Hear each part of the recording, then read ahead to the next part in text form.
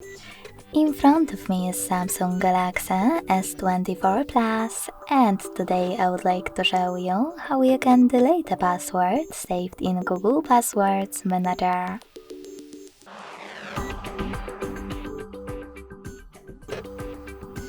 Begin by opening Settings and scrolling down to access Google. Then tap on All Services. Hit Autofill. Autofill with Google and Google Password Manager.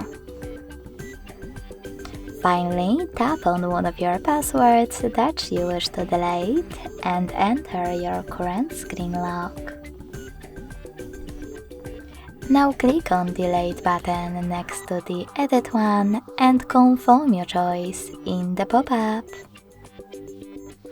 Thanks so much for watching. If you enjoyed this video, leave a like, comment and subscribe. Bye!